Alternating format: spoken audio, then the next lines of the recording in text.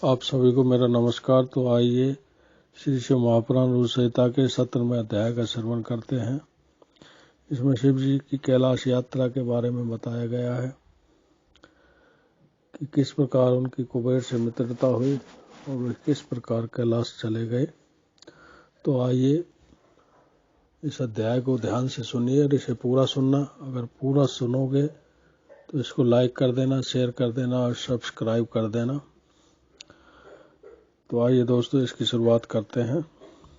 शिव जी की कैलाश यात्रा। सूर्य जी कहते हैं कि जब इस प्रकार ब्रह्मा जी ने कहा तब नारद जी ने नमस्कार कर विनय पूर्वक फिर पूछा कि हे ब्रह्मा जी, शिव जी कैलाश पर कब गए और महात्मा कुबेर के साथ उनकी मित्रता कहाँ हुई?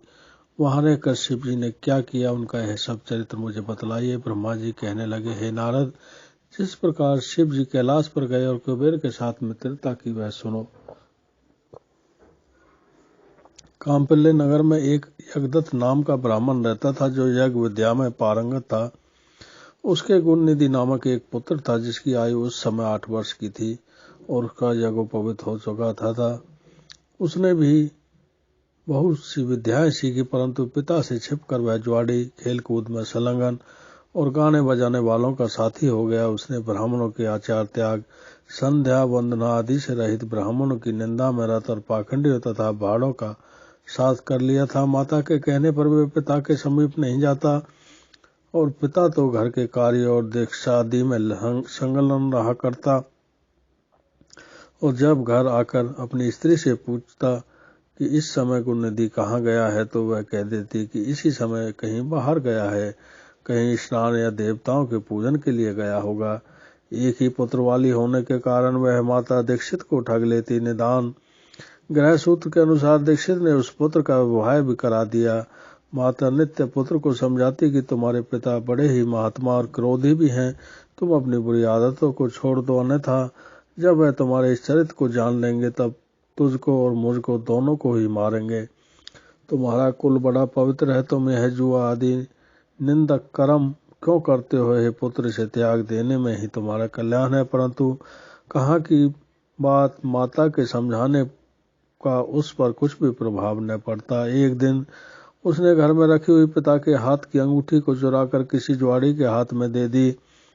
देव योग से दीक्षित ने उस अंगूठी को जुआड़ी के हाथ में देखा और उससे पूछा तो उसने कहा, मैंने कोई तुम्हारी चोरी तो नहीं की, किंतु तुम्हारे पुत्र ने ही लाकर दिया है। वह अंगूठी ही नहीं किंतु उसने और जुआरियों को भी बहुत सा धन ला कर दिया है। परंतु आश्चर्य है कि तुम जैसा पंडित अपने पुत्र को क्यों नहीं जान सका। लज्जा के मारे दीक्षित का सिर झुक गया। वह सिर झुकाए वस्त्र से अपना मुख ढक के हुए अपने घर गया और घर में जाकर पत्नी से बोला, हे दीक्षित की धूर्त पत्नी, भला यह तो कहो कि वह तेरा गुण निधि पुत्र कहाँ है? वह कहीं भी हो, किंतु मेरी अंगूठी कहाँ है जिसे अवटन करते समय तूने मेरे हाथ से ले ली थी? उसने कहा, मैंने कहीं रख दी है, स्मरण नहीं आ रहा, क्योंकि मध्याह्न का समय है। इस समय स्नान आदि में संलग्न हूँ, क्योंकि अतिथियों के आगमन का समय बीता जा रहा है, जबकि पकवान आदि भी मुझे शीघ्र तैयार करने हैं। पूजा की सामग्री भी तो अभी एकत्र न कर सकी हूँ। दीक्षित ने कहा, सत्य है, हे असत्य पुत्र को उत्पन्न करने वाली तू बड़ी सत्यवादिनी है। इसी से तो जब जब मैं पूछता था कि कहाँ गया है, तब तब तू मुझे अपनी बातों में बहला दिया करती थी।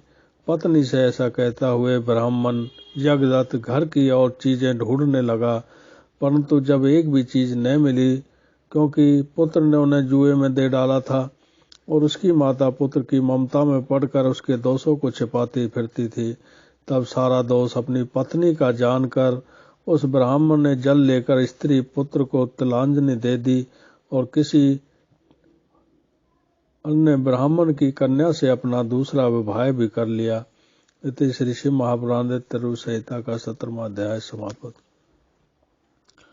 दोस्तों, आपने श्री शिव महापुराण रूप संहिता के 17वें अध्याय का श्रवण किया। आशा करता हूँ कि यह अध्याय आपको पसंद आया होगा और आपको सुनने में इसको काफी आनंद आया होगा। आगे भी मैं आपको श्री शिव महापुराण के अध्यायों का श्रवण कराता रहूँगा, जिसे आप प्रेम से सुनते रहना। इनको सुनने से ज्ञान की वृद्धि होती है और मन को शांति मिलती है। तो अगर आपको यह अध्याय पसंद आया है तो इसे सब लाइक कर देना और ज़्यादा से ज़्यादा अपने दोस्तों को सब शेयर करना और सब्सक्राइब करना। ओम नमः शिवाय, ओम नमः शिवाय, ओम नमः शिवाय।